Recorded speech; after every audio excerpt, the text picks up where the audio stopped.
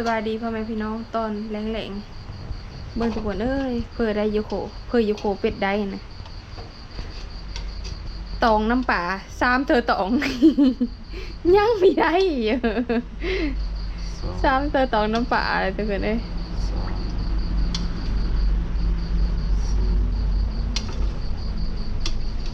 น้ำป่า3อันนี้5ว่ะน้ำ5ว่ะ3 5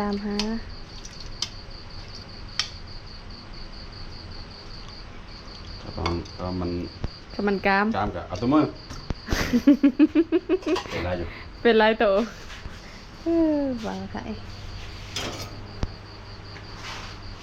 ได้ยินแต่โหแหลงหมดเลยทุกคนดังไฟมีติดจากเธอเจ้าแล้วใส่สูตรโบราณอันนั้นต้องอันนั้นคักๆเธอมันเฮาไปหลับเธอมันเฮาใส่สูตร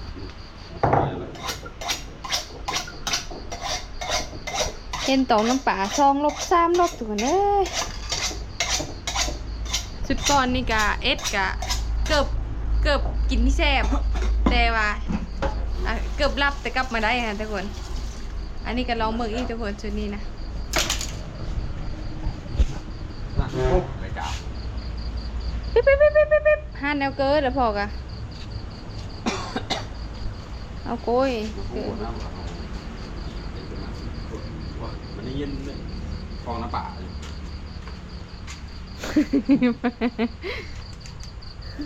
จะจับเป็นไหมจะไปจับเลย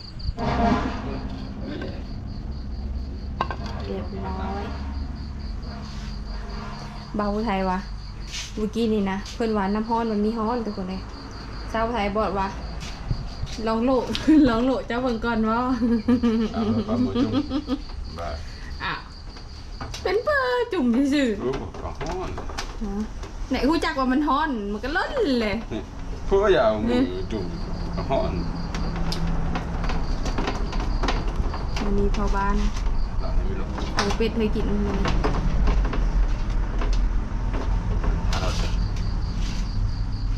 เพิ่นบอกว่าชาวไทยนางทาโรด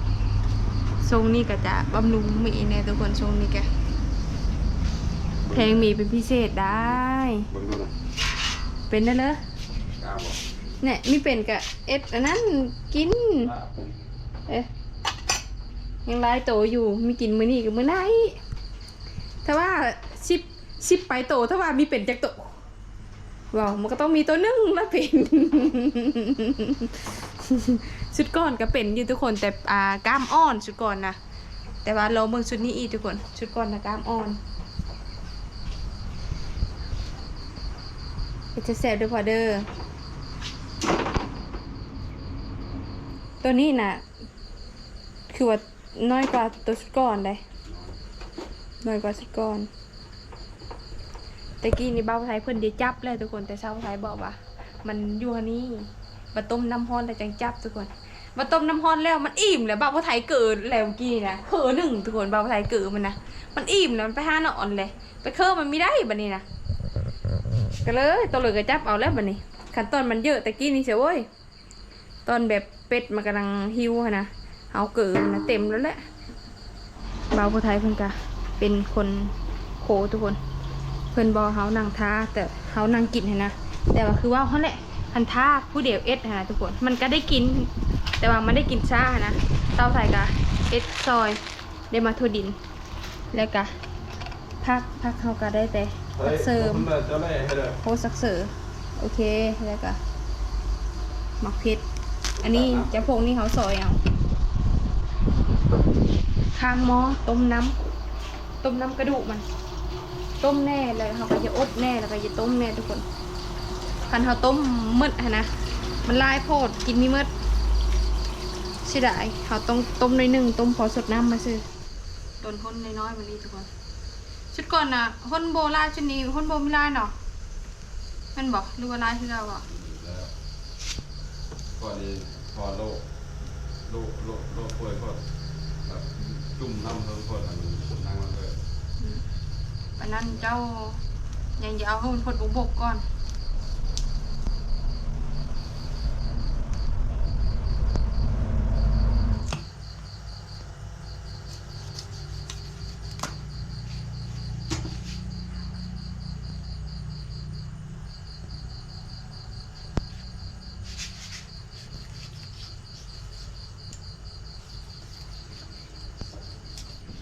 เรียบร้อยทุกคน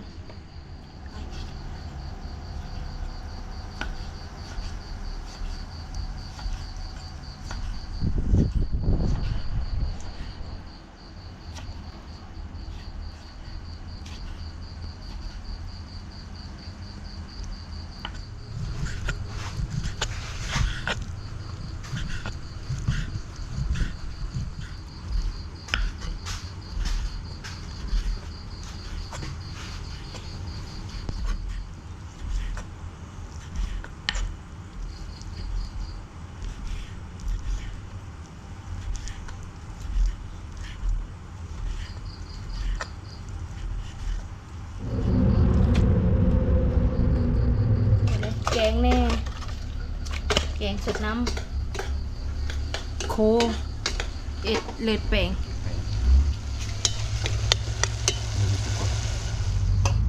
เยอะมาซอยเครื่องเคียงทุกคน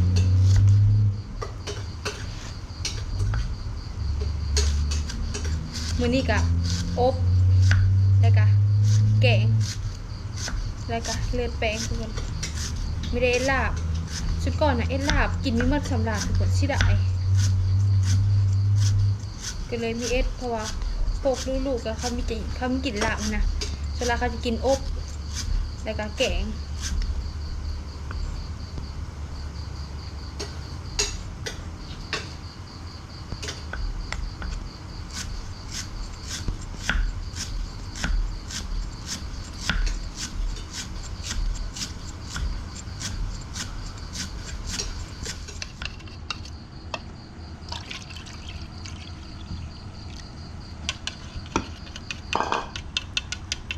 โดนมือโทรก่อนมาเราเล่นกันทุกคน เดี๋ยวเนาะ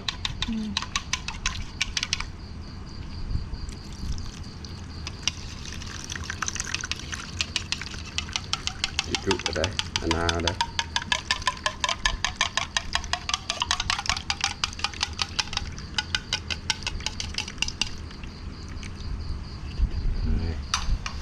ทำประกัน1,000%กามไปทีเรียบร้อยทุกคนป้าตกแข่งกันจัดเลยสูตรสาวผู้ไทยทุกคน สูตรบ่าวผู้ไทยไม่ได้สูตรบ่าวผู้ไทยกามอ่อนสูตรสาวผู้ไทยแบบเอากามแบบเลือดแป้งโมโรดหั่นตัดเลย ลูกกินไม่ได้เด้อ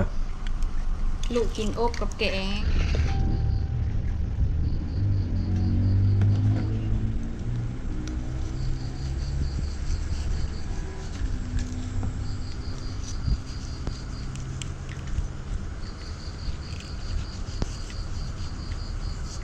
จานละเซนกับมือของหายนะอันนี้นะไปลงมือมาเด้อทุกคนแซ่บๆมันกันเด้อป้าเฮ้ยกามผักอลีเฮ้ยบีบเชยเนาะ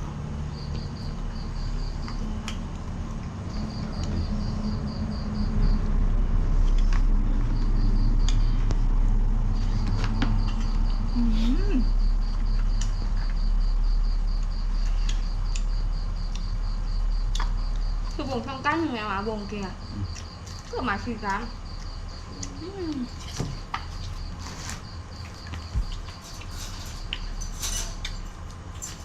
กินหรอ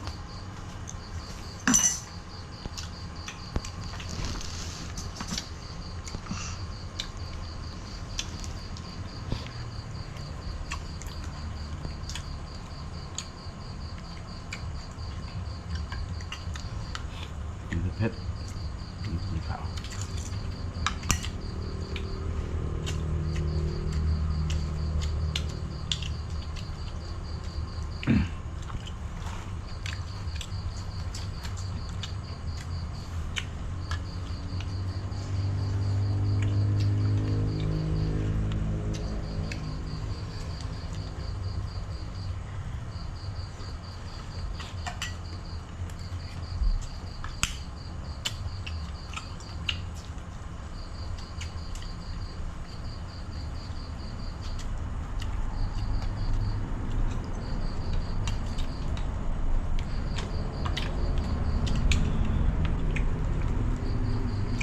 เคย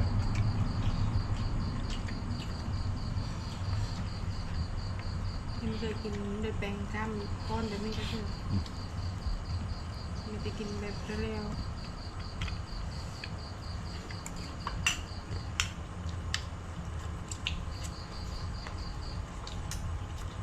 เนี่ยไป เพื่อเขาจะเป็นนะเออ ๆมันเป็นมะขอ เราขึ้นลงทึกแล้วเหรอ เป็นมะขอ